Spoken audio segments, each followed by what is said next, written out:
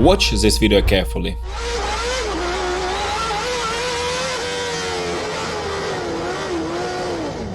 This is McLaren team pit stop in 1990. Notice anything strange? Gerhard Berger flies into the pit lane full speed, with crowd of people standing just meter away from him. Both before and after the pit stop, the driver is flooring the gas pedal. Like me, you probably didn't watch Formula 1 before mid-90s.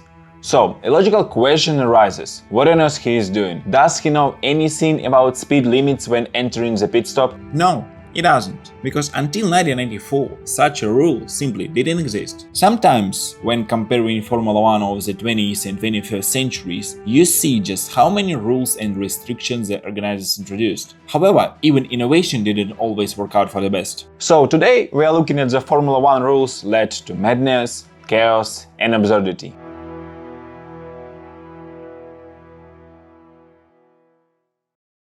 Sticking with the pit stop, let's break down a couple of wild moments. First, it's refueling the car. Since 1950s, team playing around with the amount of fuel in the tank. After all, if you have less fuel than your rivals, your car is faster. You gain time, refuel the car at the pit stop and head back out with the necessary amount of fuel. The scheme worked even better when the championship tires became softer, as there was much higher underwear mass. Therefore, many drivers tried the refueling tactic, but in 1958 the use of alcohol-based fuel was banned and race distance was reduced, so fuel consumption dropped so much that refueling simply wasn't profitable. Refueling returned to Queen of Motorsport in 1982. The reason was the same: soft tires and all the turbo engines, which absolutely guzzled fuel. That's when a Brabham engineer decided to build equipment for refueling the car. Development was kept strictly secret. No one was allowed near the mechanics during the practice. This was done so no one would find out about team's secret tactics, creating an element of surprise. At the 1982 British Grand Prix, the equipment was ready and triumph seemed imminent. The cars lined up, started, and one Brabham driver's engine stalled, while the other drive belt snapped during the race. So, the guys are standing there, by all appearances, refueling up this machine. Everyone is in shock, but running through their mind is No! No! No! However, the other teams learned the lesson and began bringing refueling equipment to the next Grand Prix. But just 2 years later, the FIA banned refueling due to high danger. Nevertheless, in 1994, they were brought back again, and Jan Schumacher used the refueling tactic to overtake Ayrton Senna. And in that same year, in 1994, a terrifying incident occurred during a pit stop. That year, Jos Verstappen, father of Max Verstappen, was driving for Benetton. He enters the box and opened his helmet visor to breathe. Suddenly, he saw liquid pouring near him. And a second later, he waved his hands at the mechanics. In another second, the car and driver went fire like a match. The fuel hose somehow hadn't fully entered the fuel tank neck. Benetton refueler Simon Merrily kept trying to seat the hose tightly. But at the moment, fuel leaked from the hose and hit the bodywork. The gasoline reached the hot parts of the car, primarily the brake discs, and ignited instantly. The mechanics and driver didn't even have a time to realize what was happening. A massive fire broke out, with the flames nearly reaching the second floor of the pit building. Fortunately, the terrifying moment lasted only a few seconds. Not much fuel had leaked, and the mechanics put out the fire quickly using the fire extinguishers. After that, there were several more incidents where drivers simply drove off with the fuel hose still attached. In 2010, refueling was banned for good, but it was no longer needed. The cars became larger and enough fuel fit in the tank. Now, refueling is only possible in qualifying mode. The car is rolled into the boxes and a necessary amount of fuel is added.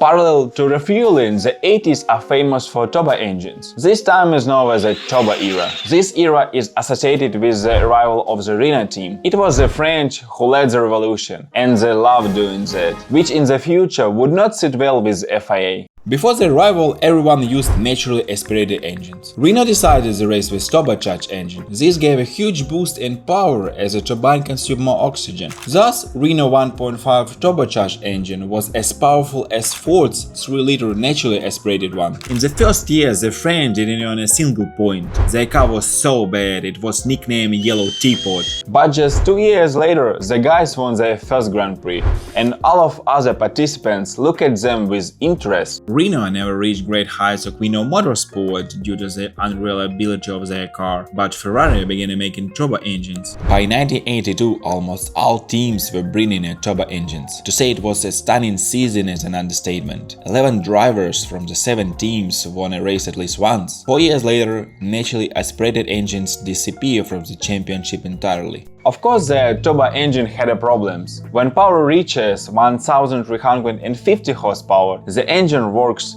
at its limit for about 2 hours. It can simply start to melt. Mechanics called the engine a pit stop and burned engines laying heaps in workshop. They could overheat, have a fuel delivery issue, or the turbocharger could fail. But the fact is indisputable. The engines of that time were simply disposable. Gearboxes were also disposable. Sometime for qualifying, engineers installed gearboxes that gave an advantages, but could drive 2 laps at most. Tires simply couldn't handle such power and weight. Wheel parameters had been fixed and frozen since the day when engine power was about 500 horsepower. Back then, the grip of those tires was acceptable. Other point that made life difficult for the drivers was turbo lag, the delay between pressing the gas pedal and perceptible increase in engine power. For example, when braking into a hairpin, you have to work both feet alternately, the left of the brake pedal, while the right was already flooring the accelerator even before entering the turn. Otherwise, the boost wouldn't build up in time on exit. Back then, the lag was measured not just in milliseconds,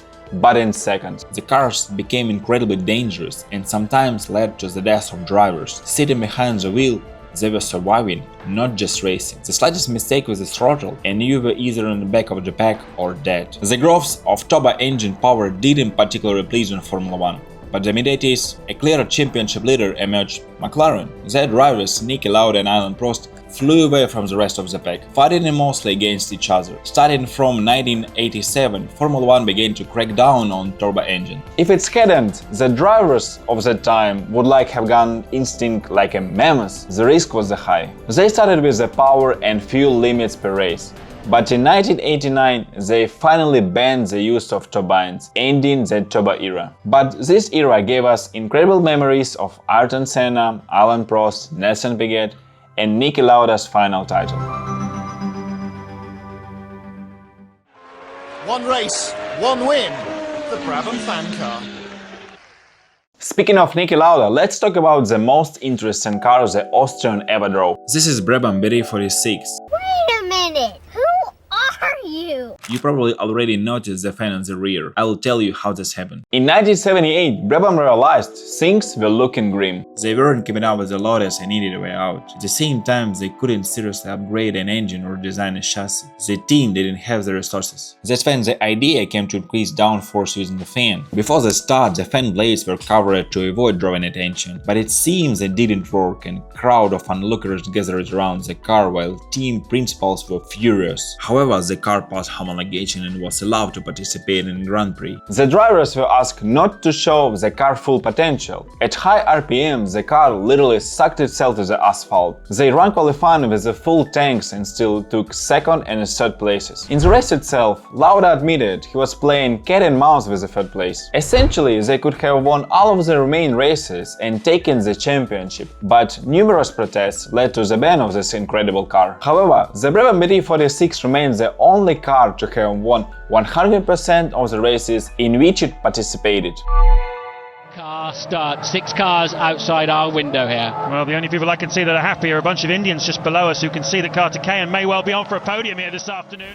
While in the 80s not all cars reached the finish line, in the mid-2000 championship there was a race where not everyone even started. The 2005 US Grand Prix, 16 cars head out from warm-up lap, but on the starting grid we don't see more than half of the pack. 10 cars ended in a pit lane and retired from a race that hadn't even begun. How did this happen? Well, let's start with the fact that the tire rules then were not like they are now. First, changing tires during the race was forbidden, and the rubber had to last not only whole race but also qualifying. Second, at the time there were 2 tire supply suppliers in the championship: Michelin and Bridgestone. The French company Michelin supplied tires to 7 teams, while Bridgestone supplied only 3. The track itself was special. The Indianapolis track was part of the championship in early 50s, but then US races were held on other tracks. In 2000, F1 decided to return to its roots. In 2004, during free practice, Ralf Schumacher's car flew into a wall in a high-speed turn. The speed was about 300 km per hour, and Ralf was sent for the medical examination. Later, he was diagnosed with a spinal fracture, and the German would only return after 6 Grand Prix. In 2005, the situation repeated in German's accident in same turn, and he was sent again to medical assessment. But in this time, there was a noticeable bustle at Michelin pit wall. After 10 minutes, they radioed on their team to tell them to increase the pressure in rear tires. But the drivers who replaced Ralf encountered the same problem as the German after a few laps. It became clear to everyone that something was wrong with Michelin. And it was. The Indianapolis track is characterized as a high-speed bank turn. There are no wide runoff areas, gravel traps, tech pro barriers, or just tires in these turns. This made the turn more dangerous. Plus, the load on the tires is higher due to the track's tilt. But there was a race here in 2004, and everything went fine, right? Yes, but over the year, the administration changed the track surface and applied diamond grinding. This is technology where the top layer of asphalt is shaved off with special diamond disc equipment to make the road as smooth as possible. In America, almost all roads are made with this technology. A characteristic feature is the groove lines, while on regular roads everyone drives straight and parallel to these lines. On a track during a turn, these lines turn into blades. Michelin didn't know about this feature, and all their calculations were based on simulation and data collected from the last Grand Prix. This factor wasn't there. Wait.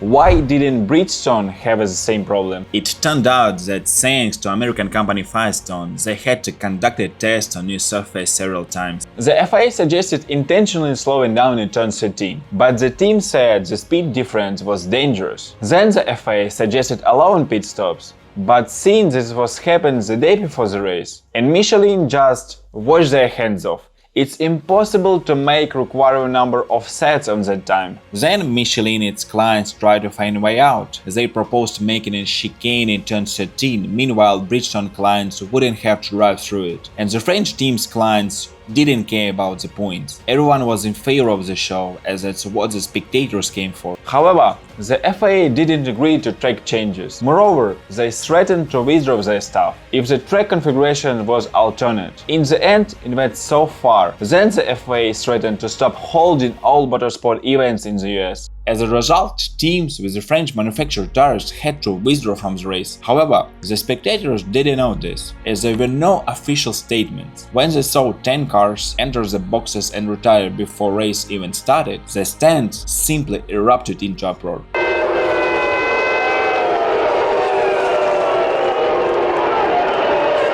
The race itself turned out to be boring. The speeds of the Bridgestone clients' cars were too different. This race became the starting point for 2 events. After a few seasons, Michelin would leave Formula 1, and FIA would introduce a rule stating there can be only 1 tire manufacturer in the championship. Now manufacturers can only compete against each other at the selection stage.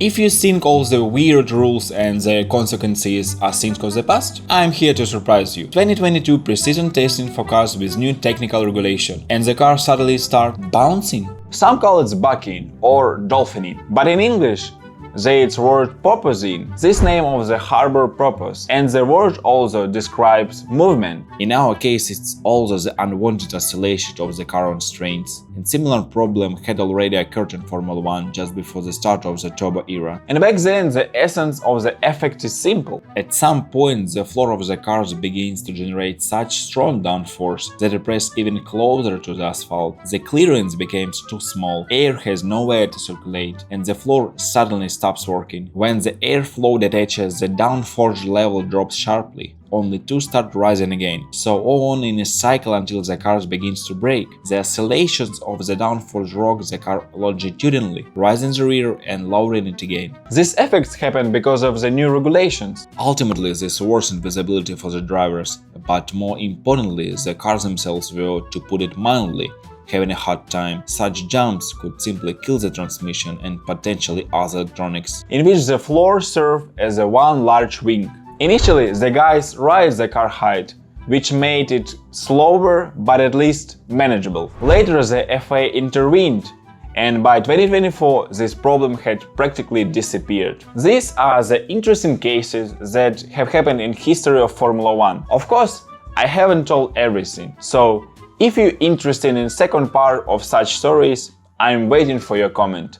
Thank you so much, see you, bye bye.